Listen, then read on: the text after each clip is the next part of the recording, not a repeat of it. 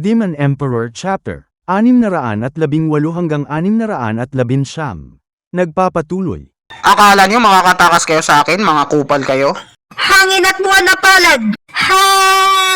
Nagliliyab na apoy na daliri! Sa tingin niyo ba obra sa akin ang ganyang tirahan lang? Meliodas, full counter!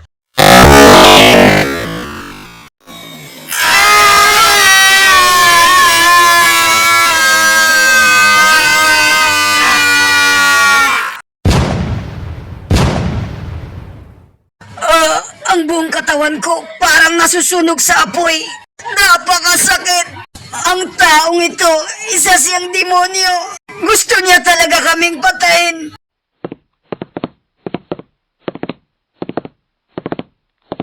Ano ba yung sinabi mo sa opisina ng trabahador?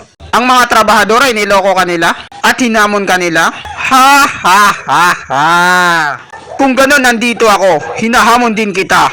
Ngayon nasatisfied ka na at nakuha mo ang gusto mo. Bro, pagpasensyahan mo na ako. Kahit nasa baba ka lang, nagtataglay ka ng napakalakas na kapangyarihan. Gamit ang batas ng sekto, kayang-kaya mong hamunin at patayin kahit sino man. At walang mangyayari sa iyong masama. Isang pandadaya ang ginagawa mo. Cheater ka. Ha ha ha ha! Paano mo nasabi na pandaraya ang ginagawa ko? Samantalang ikaw, isang gabundok ang nakabaker sa'yo. Mga matatanda at mga venerables. Sa tingin mo wala akong ibang kayang gawin bukod sa panduloko sa'yo. At magkaroon ako ng maraming kaaway. Tama ka sa sinabi mo, Steward Stupa. Isa ka lamang baguhang mag-aaral at nag-iisa. Hindi mo kailangan magkaroon ng maraming kaaway. Hayaan mo na akong makatakas. At ang ikalawang matanda na lolo ko ay may utang na loob sa'yo. Ang lolo ko rin na ikapitong matanda. Magkakaroon din ng utang na loob sa'yo. Kapag hinayaan mo akong mag-isa, ginagawa lang namin to dahil inutos sa amin. Pakiusap, palayain mo na kami. Dapat nalaman ni Nean nung simula pa lang. Ngayon huli na ang lahat para sa pagsisisi. Bakit? Bakit mo to ginagawa? Ang isang mamamatay tao ay kailangan niyang magbayad ng parehong danyos. Ginagawa mo lang ito para dun sa mga bulok na trabahador. Talaga bang kakalabanin mo ang mga lolo namin para lang dun? Chupa, hahayaan mo bang habulin ka ng mga matatanda? Dahil lang sa mga hampas lupa na yan? Tinatakot mo ba ako? Ha ha ha ha! Tama ka, ang mga hampas lupa na yan ay wala silang halaga para sa akin. Pero ang reputasyon ng pagiging sikat ko, mas mahalaga ito kaysa sa buong mundo. At saka kayo mga kupal, may ninakaw kayo sa akin. At ito na ang oras para bawiin ko to. Ano naman ang ninakaw namin sa'yo? Wala akong matandaan. Ang aking dignidad at ang pundasyon. Kayong bata kayo, sinakto niyo ang oras na wala ako. Sabay ninakaw niyo sa mga trabahador ko ang kanilang dignidad at pundasyon. Kung wala yon, ang opisina ng trabahador ay hindi na makakatayo muli. At wala na silang may papakitang muka sa sekto. Kaya wala na akong mapagpipilian. Rest in peace na lang sa inyo. Ikumusta nyo na lang ako kay Satanas. Oh! Malas naman natalsikan pa ng dugo itong brand new na sapatos ko. Ah! Pinatay niya si Chipping. Ako na ang isusunod niya. Tulong! Ikaw na ang susunod, malandi ka. Napakaingay mo. Kanina pa ako naririndi.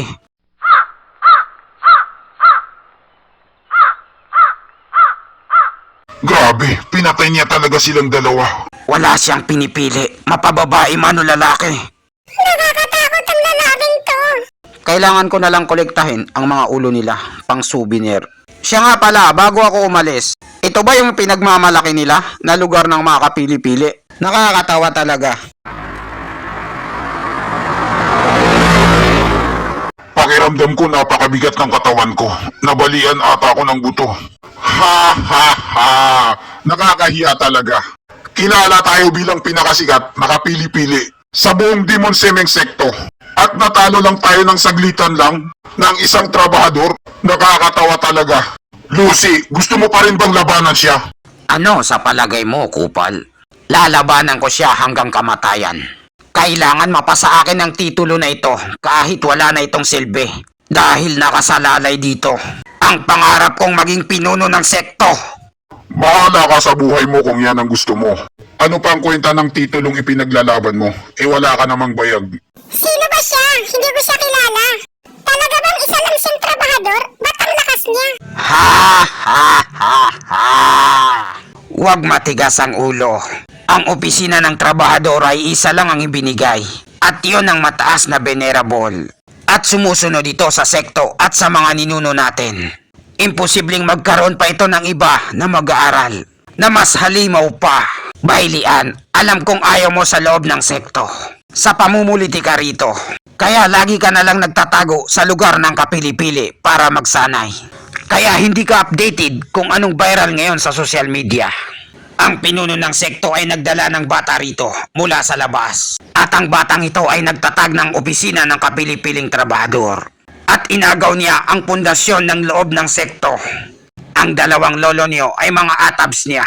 At ang dalawang panig ngayon ay nagdidigmaan. Pinag-aagawan nila ang mga pwesto ng kapili-pili. Si Chiping at Yujian, nanggulo sila sa opisina ng trabahador. Dahil sa utos ni Venerable C. At ang batang yon ay wala doon sa oras na yon.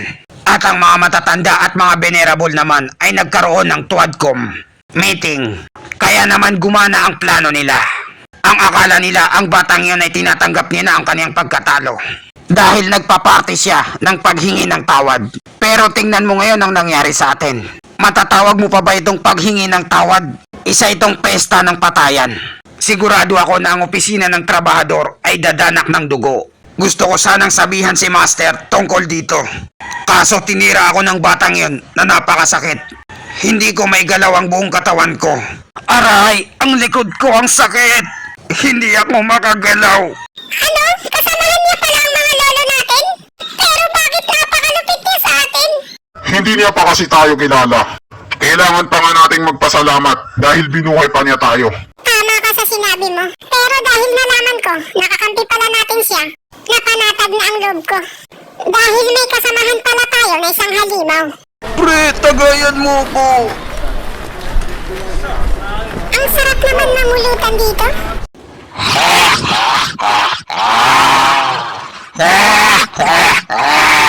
Ang lahat ng mga tao dito ay invited at mga hindi invited.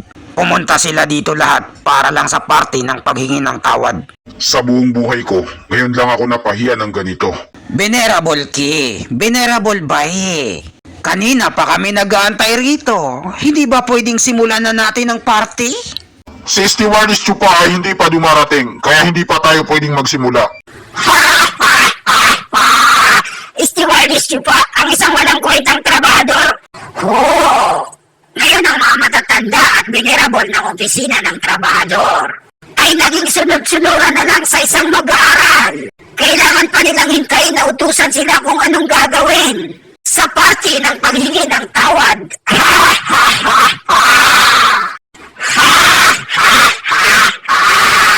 Ang bulok na tsupa na to, nang dahil sa'yo, nawala na lahat ng dignidad namin sa isang gabi lang. Si Stewardess Chupa ang nagtatag ng opisina ng kapili-pili at ang pinuno ng sekto ang naglagay sa kanya ng posisyon na yon. Kaya kailangan naming sumunod sa kanya. Ang parting ito ay hindi magsisimula hanggat wala siya. Tanginang iyan, bilang paghingi ng tawad na party, kailangan niya dapat ibigay ang lahat ng pangangailangan namin. Isa lamang siyang trabahador at nagpaparty siya. Tapos paghintay niya lang kami ng matagal, parang wala yata siyang balak na makipagkasundo. Hindi namin kailangan sumagot sa pangangailangan ng opisina ng trabahador.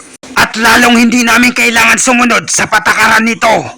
Kung gusto niyong maghintay sa kanya, problema niyo na yon.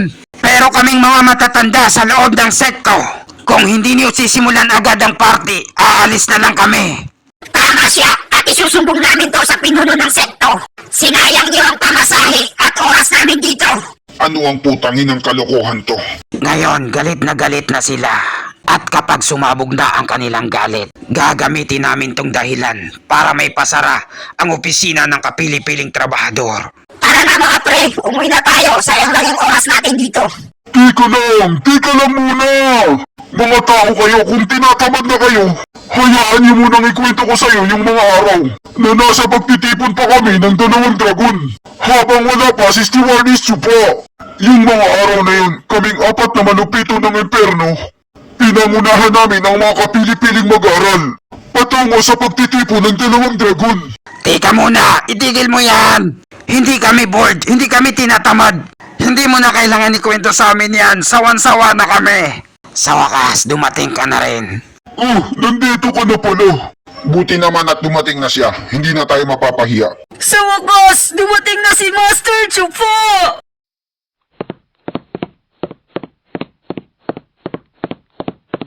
Pasensya, pagpasensya niyo na ako, nahuli ako ng dating. Traffic kasi sa EDSA. Ha ha ha ha. Yan ba si Chupa? Mukha siyang kulang sa buwan ah. Gusto ko siyang makita na lumuhod sa harap at humingi ng kapatawaran mamaya. Pasensya na po sa pagkaantala mga matatanda.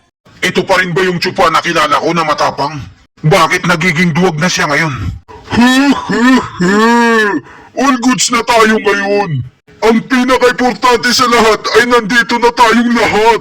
Balang araw, ang opisina ng kapili-piling trabahador at ang loob ng sekto ay magiging pundasyon ng Demon Semen Sekto. Kaya kalimutan na natin ang lahat at mag-move on na tayo. Chupa, ikaw ang nag-ayos ng parting ito bilang paghingi ng tawad. Pero bakit ikaw ang pinakahuling dumating? Parang hindi ata bukal sa loob mo. Kailangan mo atang magpaliwanag sa amin. Dahil kung hindi, makakarinig ka ng ayaw mong marinig. Hindi ba nandito na tayong lahat? Bakit napakatigas ng ulo mo? Venerable Key, ang parte niyo ang hihingi ng tawad sa parteng ito. Sa mga nagawa niyong mali sa amin. Kaya mas maganda ang opisina ng kapili-piling trabahador ay dapat lumuhod sa harap namin para makita namin na bukal sa loob niyo ang paghingi ng tawad sa mga pagkakamali niyo. Ngayon matatain na sila sa galit. Mas magandang magsimula na kayong magwala dahil sa galit. Wala kayong karapatan mag-attitude sa amin. Bakit wala akong nararamdaman na kahit katiting lang na paghingi ng tawad? Hindi kami makakapayag na lagi na lang kayong nagagalit at nagyayabang. Kaya naman pupunta kami sa pinuno ng sekto at isusumbong namin kayo. Ngayon lang, Venerable Key, pakiusap, umupo ka. Tayo ang may mali rito. Ang ikapitong matanda ay tama. Kailangan nating humingi ng tawad sa kanila. Kaya pakiusap lang, umupo ka na. Sinong mag-aakala na si Stewardess Chupa ay magiging duwag sa harap ng mga matatanda? Stewardess Chupa, nararamdaman namin na bukal sa loob mo ang paghingi ng tawad. Pero papaano ang totoong may mga kasalanan? Huwag kayong mag-alala, taos puso silang hingi ng tawad sa inyo mga matatanda.